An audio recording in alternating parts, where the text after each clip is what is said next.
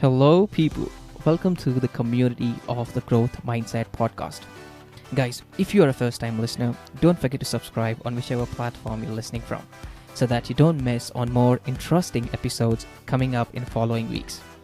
And for our daily listeners, here we are again with a new episode where we will interview another interesting personality from a unique industry and understand how they were able to accomplish this great level of success.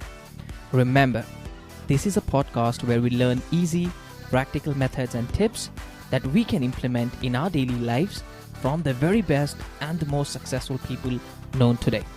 Because as we all know, success leaves clues.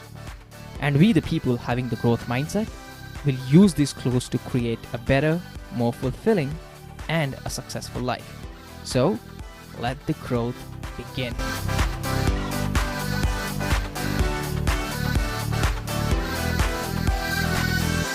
First thing first, Ollie, thank you so much for taking your time out and joining us on the Growth Mindset podcast. It is a pleasure to have you here.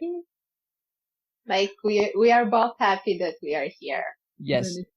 Ollie, now a lot of people look up to you as a DJ, look up to you as an athlete. Now, before we dive into your entire story as to how you're able to achieve this level of success, will you tell us about your background? I know you're from Italy, but will you tell us how this entire journey began in the first place? So the thing is that in Italy still there is this kind of stereotype that whenever you are saying that, oh, I'm a DJ or a music producer or an athlete, they look at you and they are like, and what you will do when you will grow up, right? So people still don't understand that there is a possibility of being successful YouTuber, that DJs actually earn a good amount of money. Because whenever I say to them like, hey bro, Nicky Vegas like Mike, they are getting those thousands of euros. They're like, ah? Nah. And I'm like, yeah, True. that's the reality of today. Like, if you are a golf athlete or a DJ, you are into so-called show business.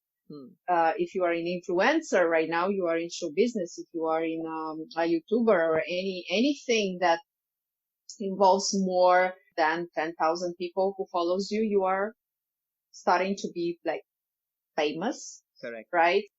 I was born and brought up not in the best, let's just say, environment. So I just know if you have to blame someone for you are not being successful, it's just 99.9% it's your fault. And I'm so sorry to say, like, I'm not going to sugarcoat or bullshit here. It is what That's it the is. fact. So the thing is that I usually say to all of the people that surrounding me, no one can blame you for your starter pack. Your starter pack is like, the thing that you have, and that's about it. You cannot change whether you are born in a multi-billionaire family or the poorest family ever, right?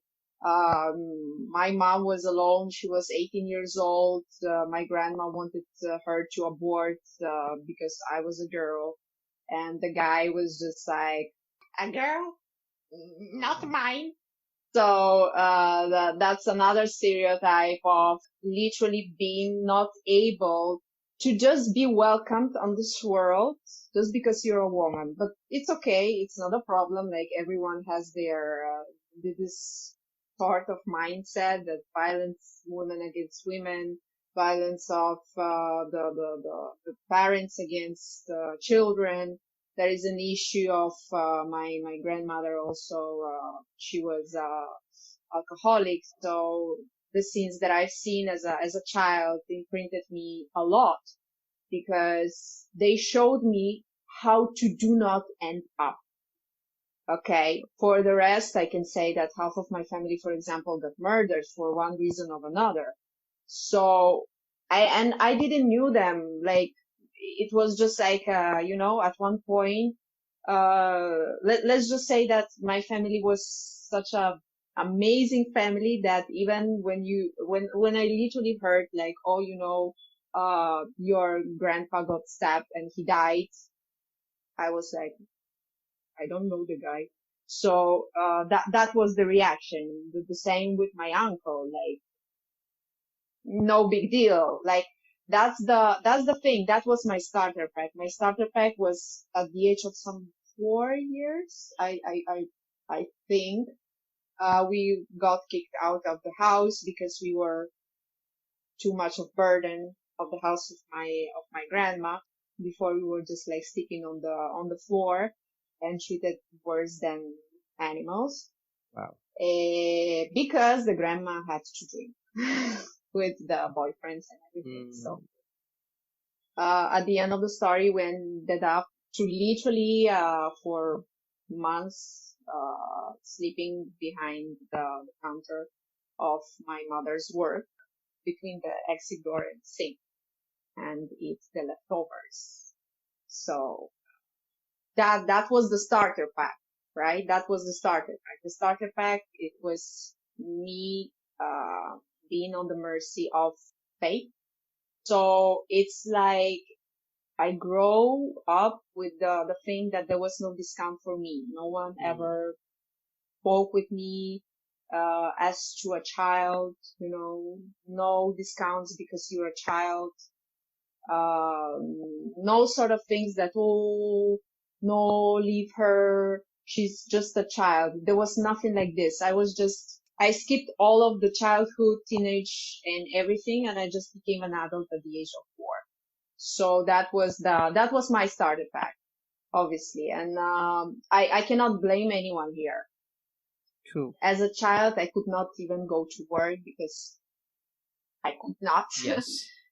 So that's one of the points. And after some time, we had this house and then this small apartment in which there was this people who wanted to take the apartment, and all of this Bollywood drama, etc. Wow. Like I say, all of those things to sleep and think that you are an unwanted child, nobody loves you, and the only person that you have is your mother, who is actually my superhero, because I feel that she's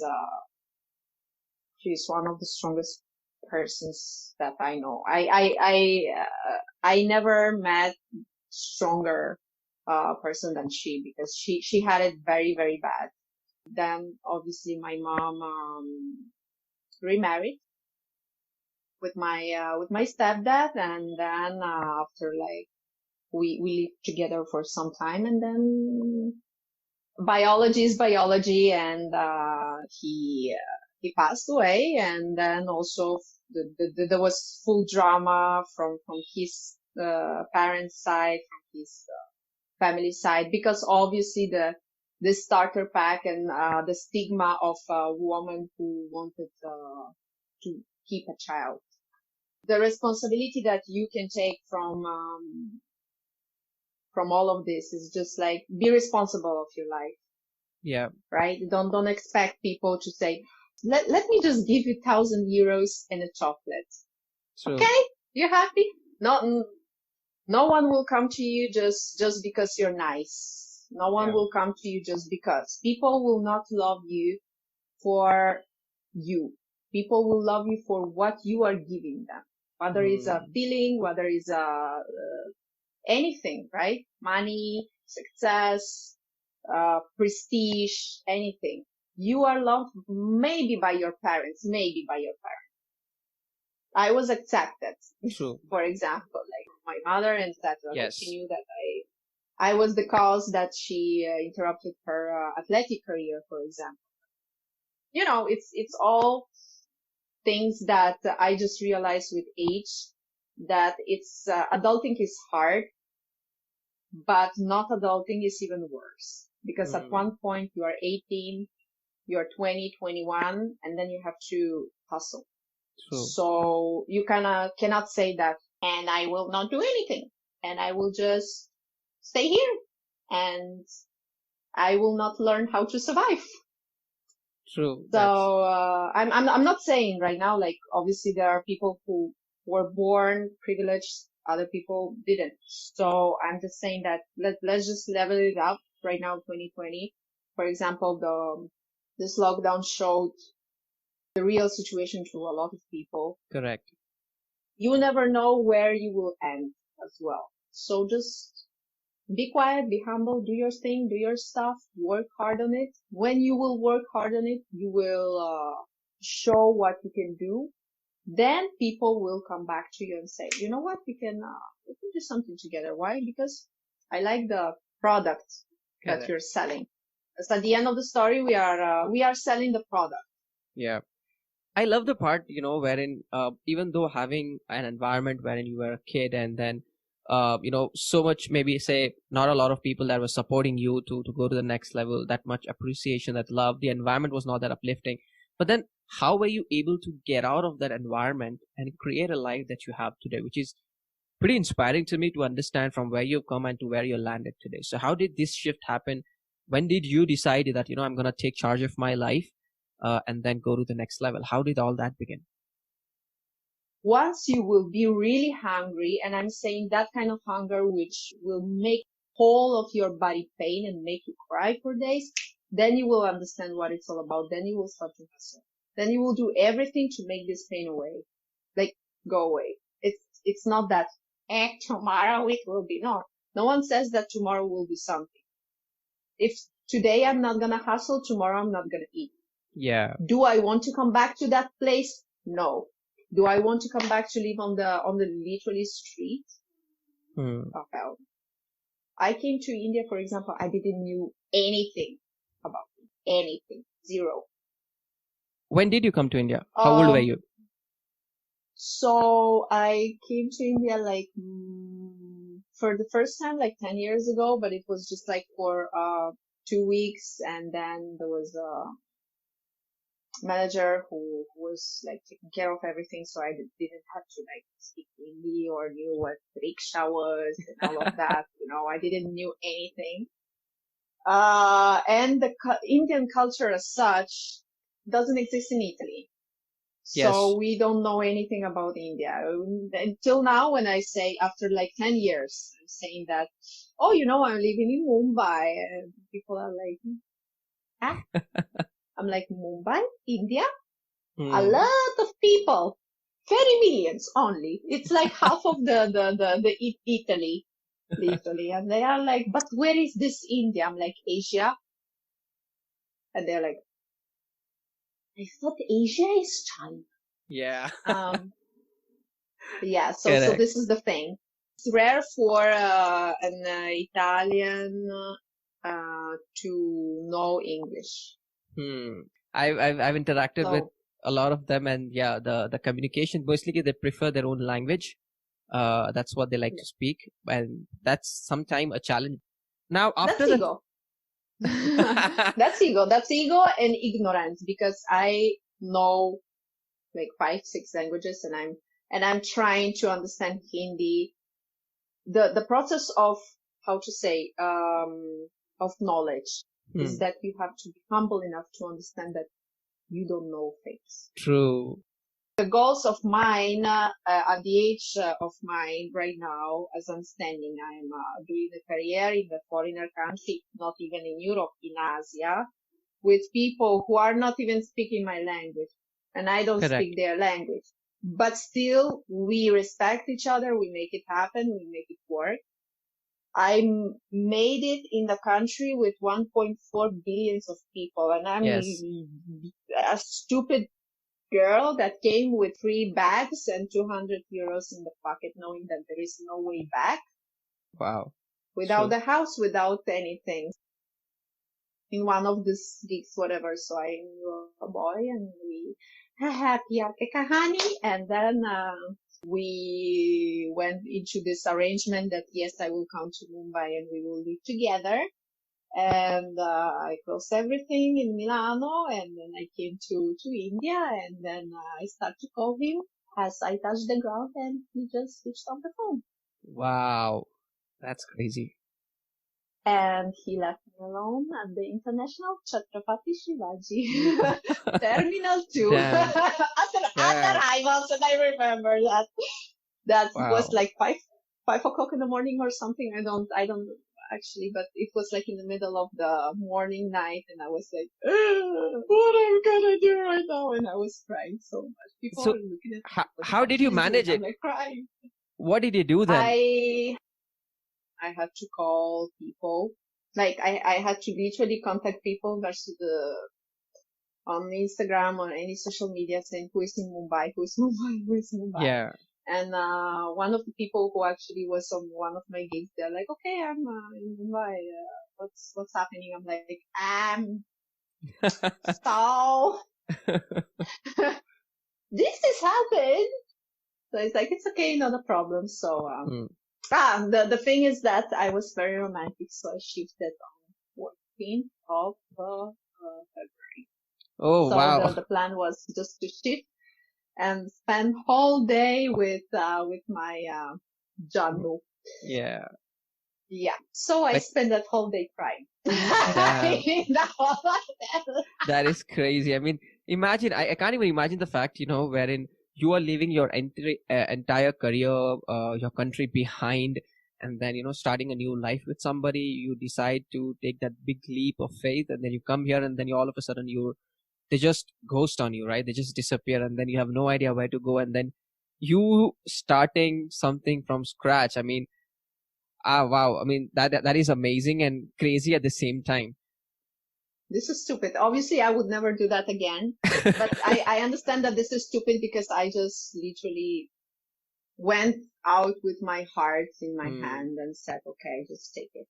And throw it under the tata. Damn. And then how did you build your career in here then? How did you start getting gigs and, start living on your own?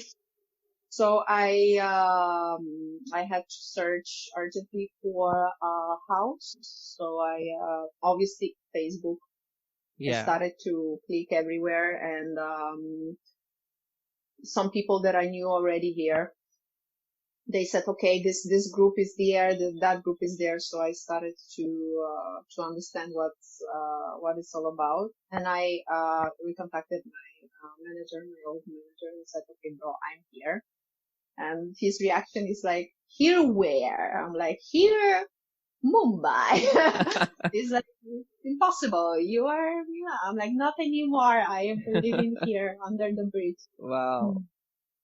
So yeah, he's like, okay, let's just do some gigs. Let's keep it going. And then after some time, I understood that I have to have not only agency, I have to have like my manager to manage me. So we didn't how to say bonds anymore with the old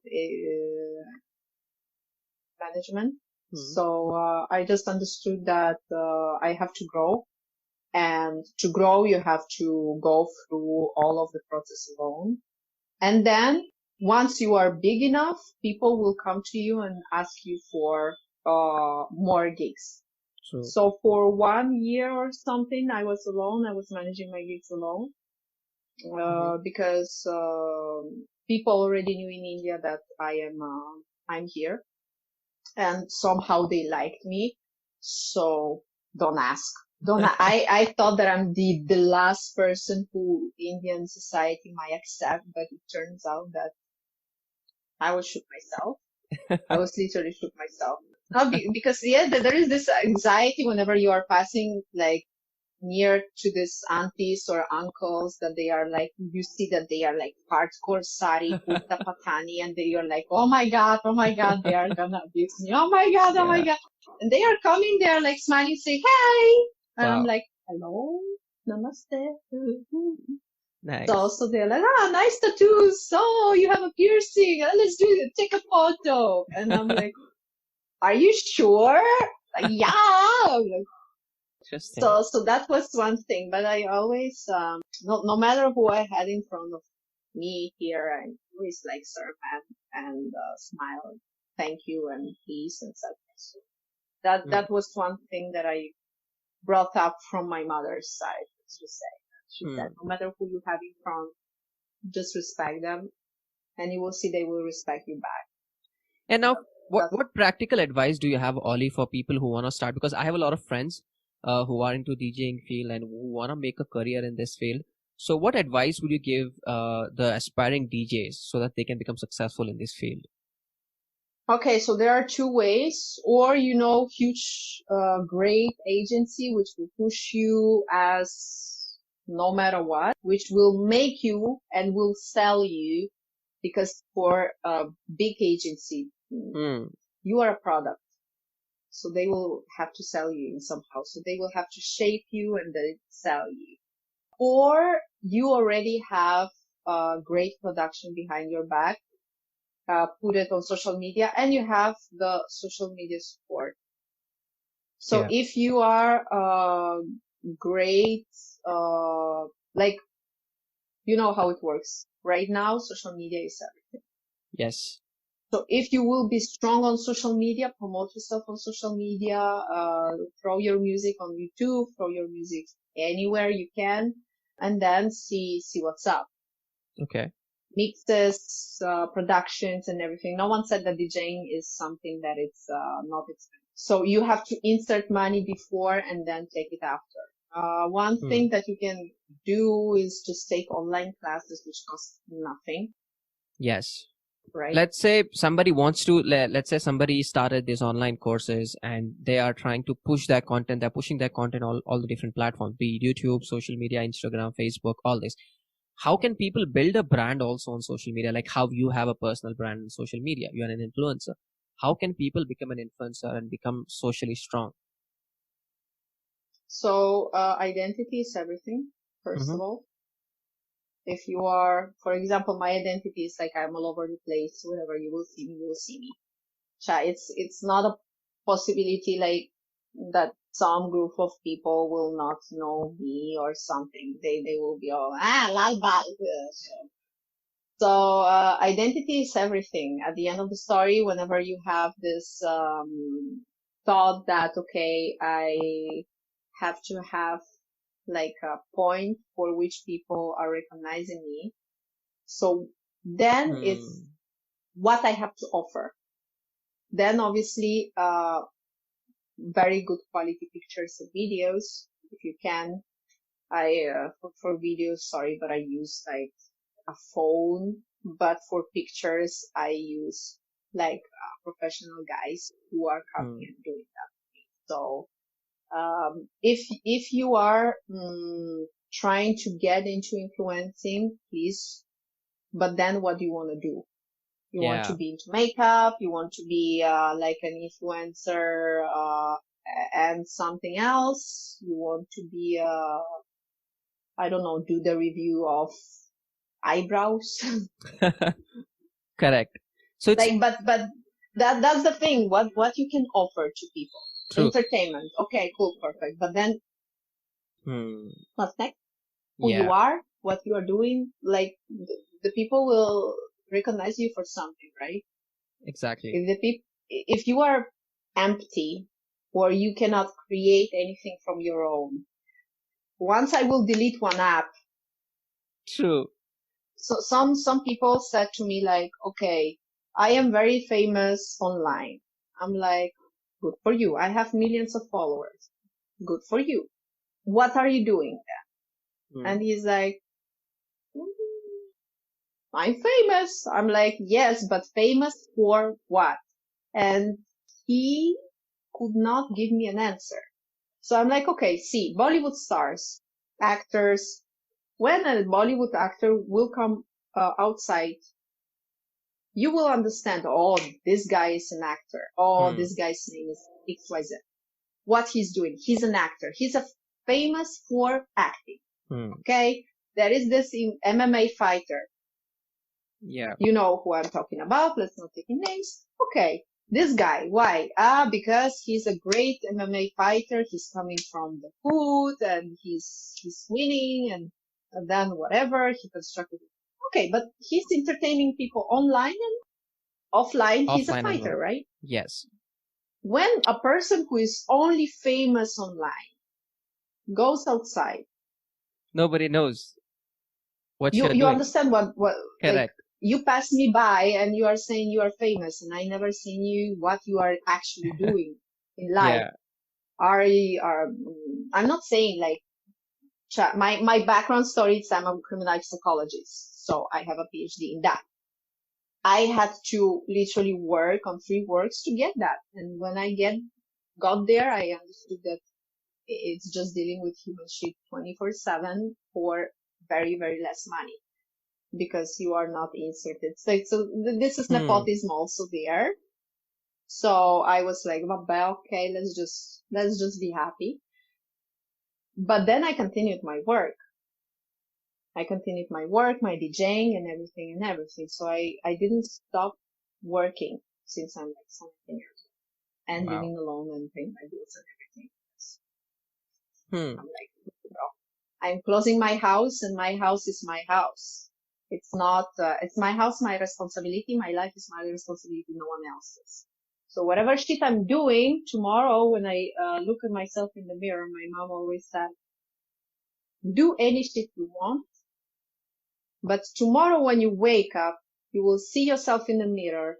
You should love yourself for what you are doing in your life. Because if you look yourself in the mirror and you are like vomiting, means that something interesting. Something is not right. Something is not right. You've done some shit for which you will hate yourself in one way or another. So then you will try to escape from this in the, smoking up, drinking and all of that. Why?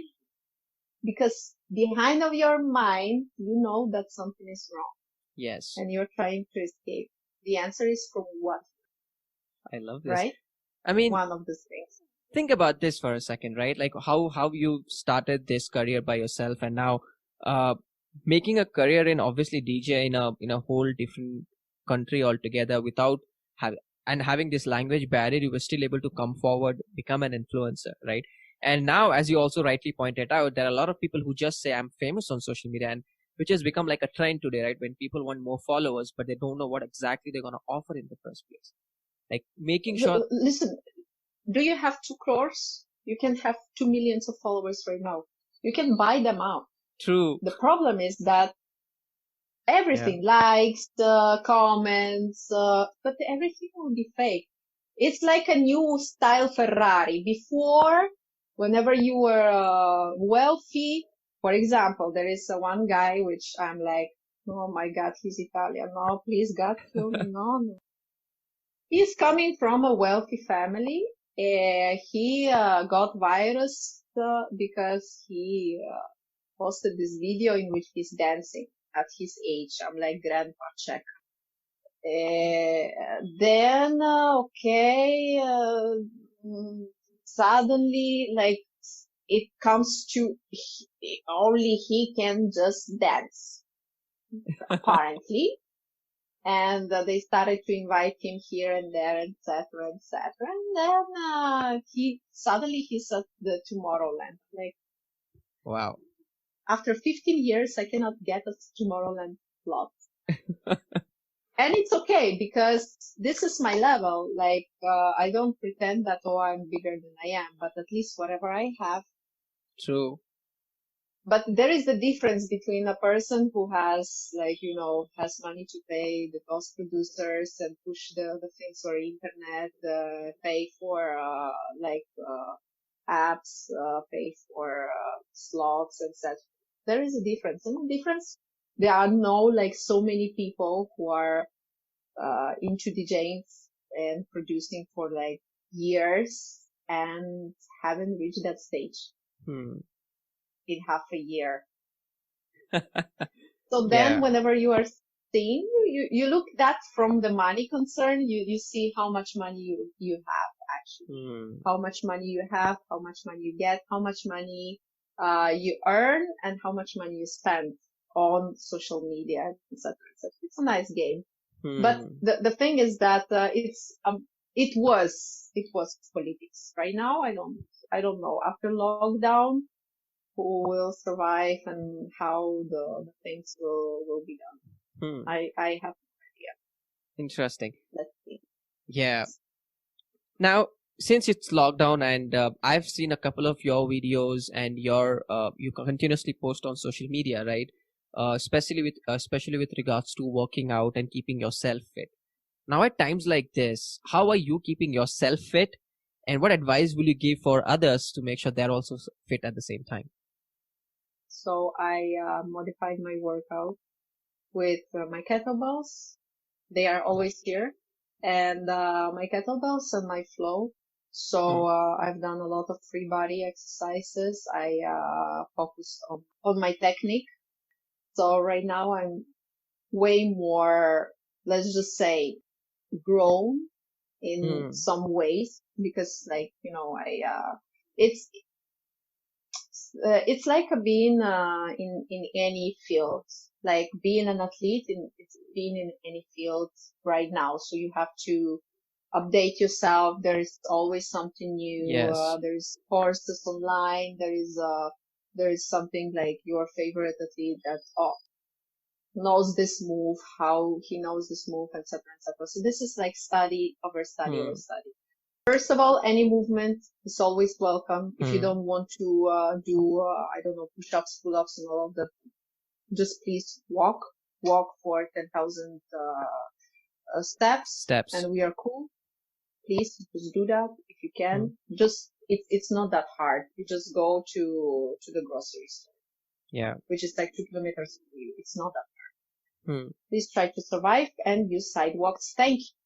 The thing is that majority of people think that, or right now, the culture says to you that everything is easy and everything is right now.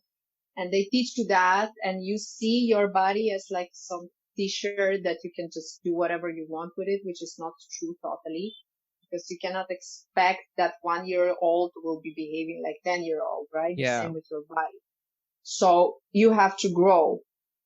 One thing that some people think that they will inject themselves with steroids and tomorrow they will be Olympic gods. I'm like, everything has their price. Exactly. So watch out on it. Nobody who gives you the steroids, which actually are illegal, will give you the possibility to understand what will happen with your body in 10 or 20 or 30 years from now.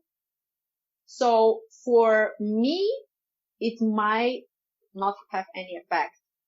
From others, we have so many problems, and from cardiovascular problems here to cancer problems and all of that thing in the middle. So I would suggest to do not keep shape. Okay. Just friendly reminder that beautiful body you can obtain with a little bit of work, but just don't say that, yeah, it's okay, I want it in 3 months. 3 months. True. If you are not a professional athlete, if your body is not ready and prepared too hard for work, you will break your back. A lot of people who I know, they just broke their back because they are like, invincible! Oh! Yeah. So, like, lift with, if you're lifting, if you're into lifting, any kind of lifting, lift with. Understand where you are at the moment and lift accordingly. Build your strength up one step at a time. Technique is majority of. That's the thing that the patience that people don't have nowadays. And I don't know what to do, because like I continue to say, listen, you have to have patience to build up. For example, I lost 4 kilos right now, but I shredded in the way in which the muscles stay. Exactly. More of this muscle state, and I am like shredded, and I don't eat meat. I'm balancing before, like, vegan and vegetarian. Max. Okay. And I still shredded at the point that I'm like, I'm cool. Okay, I like it. But I don't understand the people who are like, today I'm in the gym, tomorrow I'm a superhero. And 5 years from now, you might be on the good place, in the good start, that you have like this kind of muscles. I'm talking about fitness, because powerlifting, you have to have patience. It's not that you are coming the first time and then you are lifting, like doing the deadlifting 100 kilos without the belt and everything. The belt is another thing that I hate people for, like, use the belt while you are lifting heavy. Heavy means twice your body, right? Not 10 kilos whenever you are pushing your biceps in front of the mirror, because that's pathetic. Interesting. Now, tell us something about the DJ industry that most people don't know about. I've looked at the DJ industry from a from a viewers or an audience perspective when I see people playing Mhm. DJ. But I've also seen a lot of when people go into this field, people drink drugs. There are so many other things that are happening in the background. I would not say that. Like Mhm. right now, the DJ scene is like literally way better than any house party in Mumbai. Okay, interesting. I got scared with house parties here. The thing is that the explanation that the person gave me, because I came only for one this house parties and Hmm. everything was there, and I was like, huh? Is that the people do not, the society will not see it, so let's just do Mm, it. And I'm like, yeah. it doesn't count for them, but should count for you. Let's just say like the real story right now, as you are literally in the backstage, let's just say the backstage of anything, you name it. Majority of DJs will not drink. Hmm. Majority of DJs will not even touch a cigarette. Hmm. Majority of DJs will just have this whatever energy drink and just go to the stage. First of all, because your mind has to be there, because there are like 50 things that you have to do in Yes. 3 minutes. Yeah. In fact, you have to entertain the crowd. While entertaining the crowd, you have to seek for another song. Have to know all the schedule of the songs. You have to know when the songs are starting, the beats. For example, I never use the sync, so for me, synchronizing and all of that bullshit is not there. People with tracksters, please just leave the country. There are a lot of wannabes that, oh yeah, I'm a Hmm. DJ. No, you are not. Hmm. Start with vinyls, then start with CDJs, like CDs, and then when you are good with both of these, then you will understand how the other Hmm. things goes.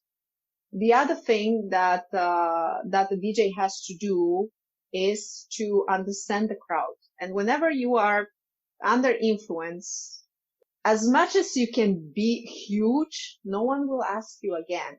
That's how, for example, a lot of big DJs got thrown out from big venues. Why? Because even if you are big, but then when I call you and you are not giving a good True. vibe, you are not entertaining people, Hmm. who the fucking cares? Who are you? Exactly. Before it was like just five big DJs, right? Now Yeah. there are like at least 20 big DJs, Correct. 50 big DJs. So watch your step, Hmm. because if you are shitty in one performance, the world will spread, Yeah. because people will record your shit and people will say, you know Yeah. what is it? I True. came here for party. People are coming for party. Hmm. People are coming for dancing. People are coming also for your music, but people want to live the moment. Yeah. If you are high, if you are drunk, if you are unable to understand where is the press button Exactly. play, how you will do your work? Hmm.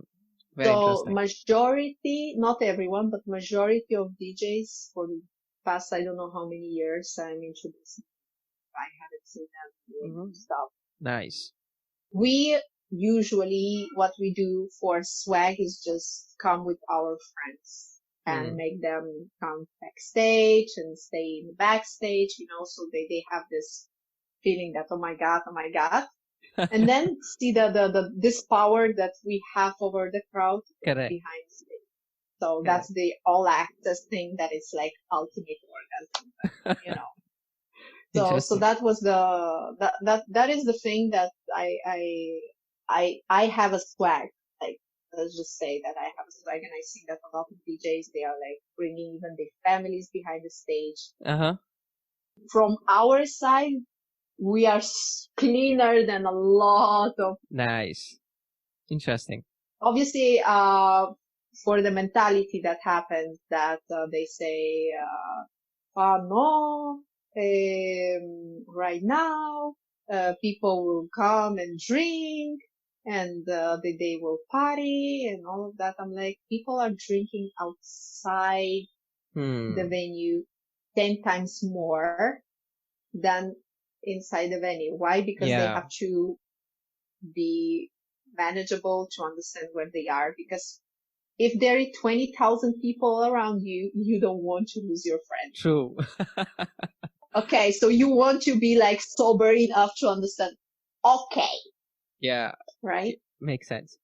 Now, I understand, we are coming to the end of the interview, but there is one question that I want to ask you, Ollie. Okay.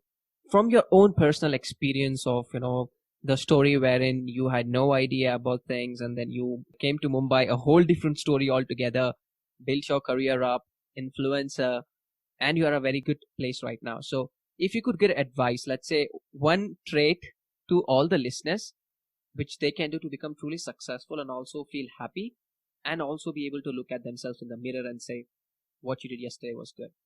So what is that trait that people should develop? What can they do to become truly successful? I always say, if you know how to count on yourself. More stronger you are, the better it is. If you are just like sitting and waiting for something to happen. Yeah, nobody's gonna come and save you. Continue to sit, because others are hustling. Others they are outside are hustling. So there is one thing. Also, being flexible helps. Adjusting helps, but not bargaining on who you really are. I love so this. If I cannot just say, okay, you know what, let me just discount this gig. But to, for example, obtain this gig, I had to be more flexible, right? Because they said, okay, we cannot give you this or that, etc., etc. I'm like, okay, bro, you know what? I just know that there will be a good party. Let's just adjust a little bit from my side, a little bit and let's just keep it going, right? Correct. But bargaining on who you really are, to say, oh, if you want to start in this movie, do things that you don't want to do. For example, I had a proposition in the movie in which they said, or you will have your long brown hair, or you will never go to. I'm like, bro, sorry, because this is who I am. If you are calling me, this is what you will get, and nothing will change. Let's just say that I'm a stubborn person, but at least I'm not lying. True. Right? I can wear a wig. I can be flexible, but I will not change the hair color. Stupid thing. Yeah. Why? Because this is me. And I think accepting the whole who you are also takes a lot of effort, because you got to know yourself, you know what you stand for in the first place as well, right? So I think this also plays a very important part, to know that what you really stand, and there are something that you're never gonna do, which is why tomorrow you can say that, you can only count on yourself. Like, okay, wait, flexible doesn't mean that a woman has to be flexible, etc., etc. Let's just, because someone can understand that, no, she's saying that a woman has to be flexible. I'm speaking from business part, and whenever it comes to business, for me, there is no man, no woman. We are all into business, and we don't have gender there. So in my private life, like I understand that my private life is totally, I'm not touching it. But in my business, everyone has to come to the agreement if you really want to keep it going. Correct. And obviously, like, be humble enough to understand that you're one of thousands, if not millions of people who wants to get there, right? Yeah. Because some people, they are like, I'm not gonna open for this person because I'm better. I'm like, it's not your opening or closing, or you're the headliner or you're not headliner. You are there for the public. Yeah. You are not there for me. You are not there for anyone else. Keep your ego apart.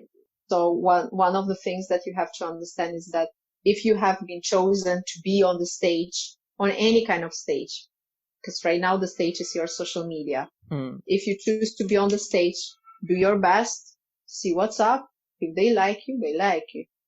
If they Perfect. don't like you, okay, at least I tried. Yeah. Amen. Perfect. That's about it. Perfect. Makes sense. Thank you so much, Ollie, for coming on the Growth Mindset podcast and sharing your story, how you came, and also sharing practical tips to all the listeners who can also become better. One takeaway that I like to tell people who are listening to the podcast and will be listening is the fact that owning who you are is what really matters. And that's the message that I've taken from Ollie as well. And guys, make sure you implement this in your life, because end of the day, that is what matters. But keep on going, crossing fingers for all of you. Awesome. This brings us to the end of this episode, and hope you at least had one takeaway from this interview. If you have any questions or want to talk to me personally, you can find me at www.silawatirshad.com. See you soon.